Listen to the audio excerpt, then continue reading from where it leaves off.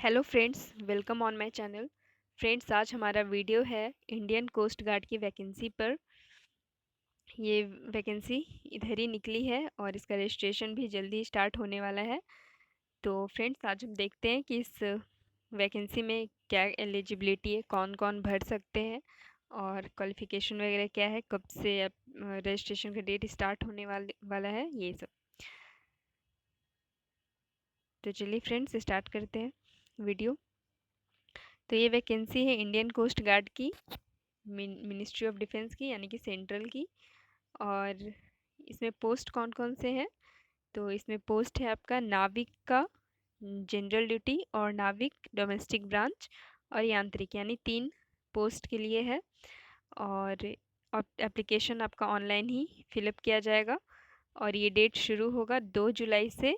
2 जुलाई के 10 बजे से 16 जुलाई के शाम के 18 मीन्स 6 बजे तक, यानी आप 2 जुलाई से 16 जुलाई के बीच फॉर्म भर सकते हैं। सबसे पहले आपको देखना है कि ये एक तरह से नेवी के अंडर आपका आएगा। ये डिफेंस का है वैकेंसी और इसमें बहुत कम एज के लड़कों को लिया जाता है। बॉयज़ के लिए ये सिर्फ वैकेंसी, इसमें मेल इंडियन सिटीजन्स को लिया जाता है। यहाँ आप देख लीजिए, साफ साफ लिखा हुआ है कि online applicants are invited from male Indian citizens. और उनकी क्वालिफ़िकेशन क्या होनी चाहिए? Educational qualification. तो इसमें आपने पोस्ट देख लिया है, Navik general duty, Navik domestic branch और यांत्रिक के लिए है। एजुकेशनल क्वालिफिकेशन आपका इसमें कम से कम होना चाहिए नाविक और जनरल ड्यूटी के लिए 10+2 क्या हुआ, और 10+2 में आपका सब्जेक्ट मैथ्स और फिजिक्स कंपलसरी है। उसके बाद है आपका नाविक डोमेस्टिक ब्रांच के पोस्ट के लिए आपका 10th पास आप होने चाहिए किसी भी बोर्ड से। और उसके बाद है यांत्रिक। तो यांत्रिक के लिए आपको क्या होना चाहिए? 10th पास प्लस डिप्लोमा। डिप्लोमा आपका किस किस ब्रांच से? इलेक्ट्रिकल, मैकेनिकल, इलेक्ट्रॉनिक्स, कम्युनिकेशन, जो कि रेडियो एंड पावर का होता है, ये सब्जेक्ट। तो आपने देख लिया क्वालिफिकेशन क्या क्या है। नाविक जनरल ड्यूटी के लिए सिर्फ 10+2 होना चाहिए आपका कम से कम, जिसमें मैथ्स और फिजिक्स हो आपका एक सब्जेक्ट। नाविक डोमेस्टिक ब्रांच के लिए 10th पास होने चाहिए आप सिर्फ। और यांत्रिक के लिए 10th भी होनी चाहिए आपकी और डिप्लोमा कम से कम होनी चाहिए। और डिप्लोमा आपकी कम से कम 3 इयर्स से 4 इयर्स की ड्यूरेशन वाली। और यहाँ पे और करके भी है, यानी कि दूसरा आपका 10th या 12th आप पास हैं और उसके बाद आपने डिप्लोमा किया है इलेक्ट्रिकल, मैकेनिकल, इलेक्ट्रॉनिक्स और टेलीकम्युनिकेशन से, और उसका ड्यूरेशन 2 से 3 इयर्स के बीच हो। तो यानी जो जैसे कि आईटीआई या फिर मैथ्स इंटर में जिन्होंने लिया है और वे डिप्लोमा करने जाते हैं, तो उनका डिप्लोमा मात्र 2 साल के अंदर ही हो जाता है, इसलिए यहाँ पे 2 इयर्स लिखा गया है। और अगर किसी तरह से वे फेल वगैरह हो गए हैं तो 3 इयर्स भी चला जा सकता है, तो वो चलेगा। और जो डायरेक्ट डिप्लोमा किया है जिन्होंने 3 इयर्स का, तो वो भी सही है। और आगे है आपका और भी कुछ ब्रांचेस हैं और ये सब लोग भी कर सकते हैं अप्लाई। तो आप ब्रांचेस अपना देख लें। इलेक्ट्रिकल इंजीनियरिंग के लिए इतनी सारी ब्रांचेस हैं, मैकेनिकल के लिए ये है ब्रांचेस, और इलेक्ट्रॉनिक्स और टेलीकम्युनिकेशन के लिए भी। तो जो इनमें इनका ये सब्जेक्ट है, तो ये सब भी चलेगा। जैसे कि आप यहाँ पे देख सकते हैं, इलेक्ट्रॉनिक्स और टेलीकम्युनिकेशन में आपका सब्जेक्ट फाइबर ऑप्टिक्स वगैरह है, या फिर advanced electronics and communication engineering है। इस तरह से मैकेनिकल इंजीनियरिंग में शिप बिल्डिंग वगैरह आपने सब्जेक्ट लिया है, और इलेक्ट्रिकल इंजीनियरिंग में अगर आपने power system engineering, instrumentation and control ये सब लिया है, तो आप भी भर सकते हैं। इसमें आपकी एज कम से कम 18 इयर्स होनी चाहिए और 22 इयर्स ज़्यादा से ज़्यादा, यानी 18 से 22 के बीच के बॉयज़ भर सकते हैं, मेल कैंडिडेट्स। नाविक के लिए आपका डेट ऑफ बर्थ होना चाहिए 1 फरवरी 2000 से 31 जनवरी 2004 तक के बीच। नाविक डीबी के लिए, डोमेस्टिक ब्रांच के लिए, आपका कम से कम 1 अप्रैल 2000 से 31 मार्च 2004 के बीच डेट ऑफ बर्थ होनी चाहिए। और अगर आप ST SC से हैं तो आपका 5 इयर्स का छूट भी है। और ओबीसी का नन क्रीमी लेयर से बिलोंग करते हैं 3 इयर्स का आपके पास रिलैक्सेशन है। आप पोस्ट देख लीजिए कि किस कैटेगरी में कितने पोस्ट हैं।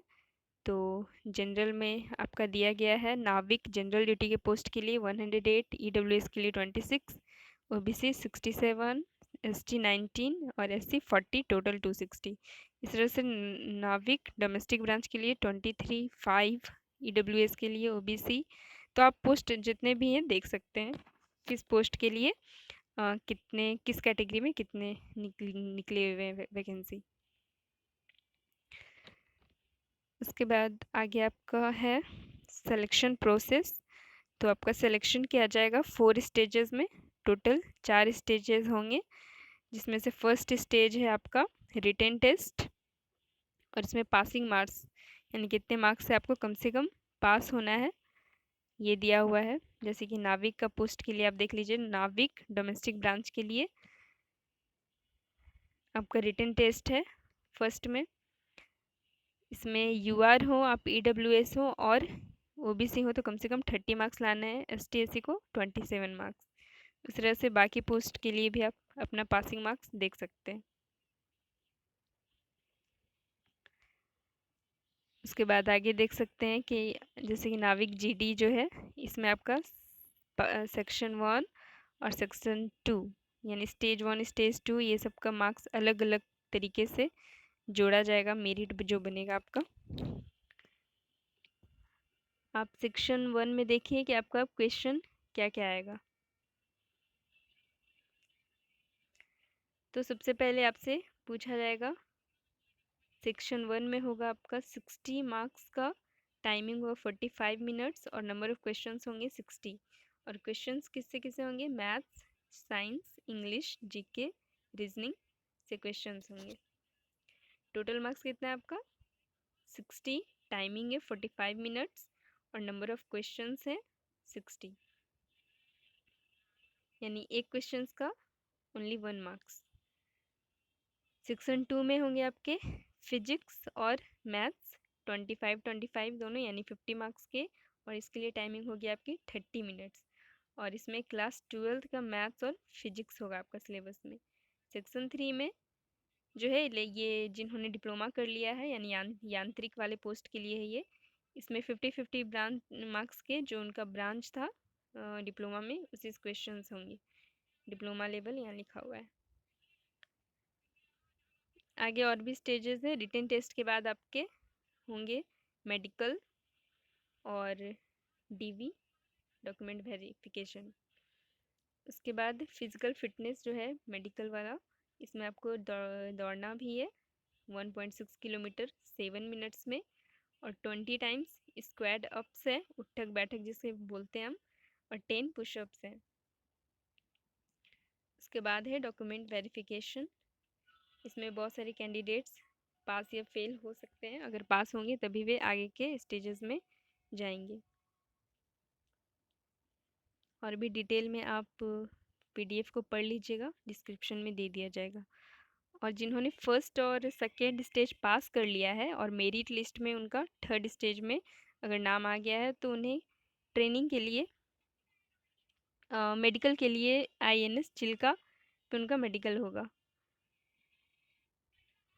2 डेज़ के लिए। वहाँ पे भी आपका फिर से डॉक्यूमेंट वेरिफिकेशन वगैरह किया जाएगा। उसके बाद है स्टेज 4, यहाँ पे आपको ट्रेनिंग के लिए भेजा जाएगा। स्टेज 4 में अगर आपने मेडिकल, फिजिकल फिटनेस, डीवी सब में पास कर लिया तो सबसे पहले तो आपको अप्लाई करनी है और एग्ज़ाम पास करना है, फिर आपको आगे के प्रोसेस को देखना है। तो सबसे पहले अप्लाई कैसे करना है आपको, तो ये जो आपने देख रहे हैं ये website join India coast guard, इस वेबसाइट पे जाना है और इसकी डेट स्टार्ट हो रही है 2 जुलाई से 16 जुलाई के बीच और आपको भरना है। और आपके पास आपका ईमेल आईडी और मोबाइल नंबर होना बहुत ज़रूरी है।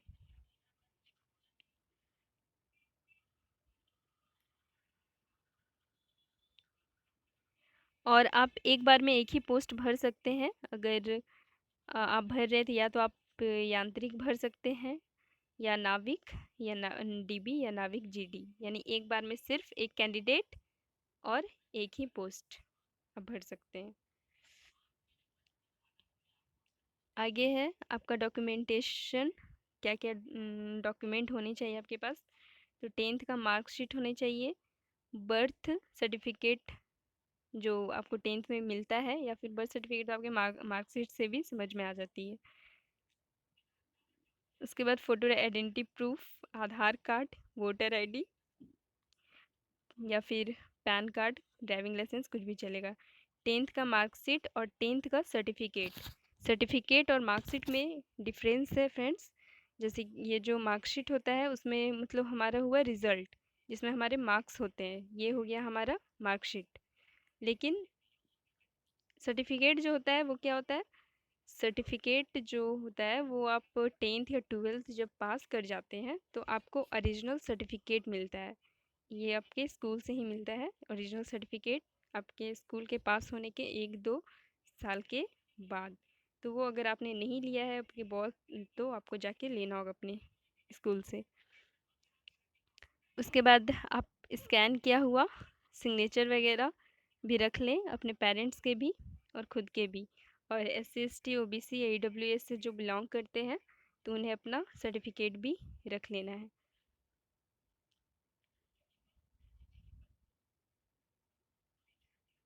और पासपोर्ट साइज फ़ोटो जो आपको रखनी है वो मई महीने के पहले की नहीं होनी चाहिए।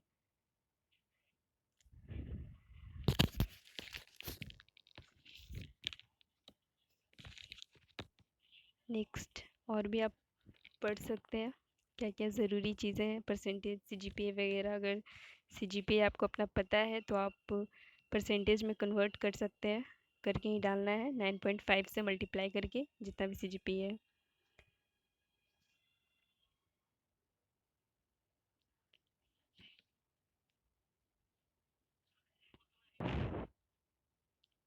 आगे जो आपका ST SC और OBC का जो आपका सर्टिफिकेट है वो आपका 16 जुलाई के पहले का होना चाहिए। और सर्टिफिकेट्स जो ये होते हैं वो 6 मंथ्स या फिर 1 ईयर के लिए वैलिड होते हैं। तो वो जो वैलिडिटी होनी चाहिए वो 30 अप्रैल तक होनी चाहिए। उससे अगर लेट हुई, पहले हो गई वैलिडिटी ख़त्म, अगर मान लीजिए 30 मार्च को ही मेरे पास OBC का अगर सर्टिफिकेट है और उसकी वैलिडिटी 30 मार्च को ही ख़त्म हो गई, तो फिर वो सर्टिफिकेट नहीं चलेगा, वो अपलोड नहीं करना होगा, आपको न्यू बनाना होगा जल्द से जल्द। अभी तो आपके पास टाइम भी है, 1 मंथ का बन भी जाएगा आपका। आगे फ़ी ST SC कैंडिडेट्स को नहीं लगेगी, बाकी जो भी कैटेगरी से बिलोंग करते हैं, जनरल OBC वगैरह, उन्हें 250 रुपीज़ की फ़ी लगेगी। नेक्स्ट एग्ज़ामिनेशन सिटी वगैरह आपको खुद चूज़ करना है। और इसका एग्ज़ाम स्टेज 1 का सितंबर में होगा, स्टेज 2 का अक्टूबर में, और बाकी स्टेज 3 और 4 जो है वो अगले साल के फरवरी में जाएंगे।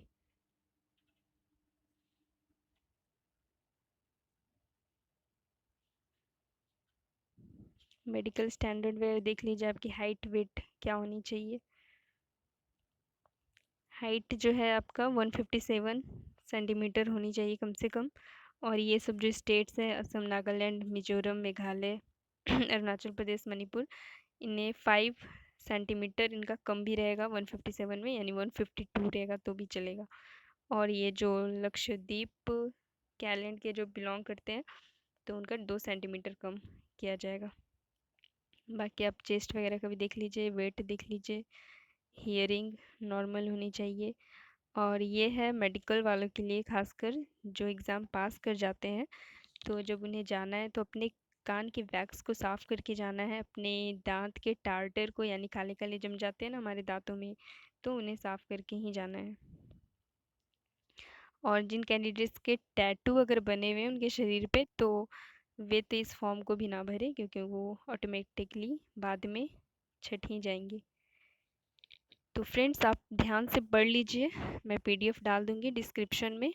और जो भी एलिजिबल कैंडिडेट हैं 18 से 22 ईयर्स के बीच, जिनकी एज हो रही है, या जिन्होंने 10th 12th पास कर लिया है या डिप्लोमा कर लिया है, तो वे भर सकते हैं इस फॉर्म को। और हमारा वीडियो पसंद आया तो लाइक करें, शेयर करें और हमारे चैनल को सब्सक्राइब भी करें। Thank you.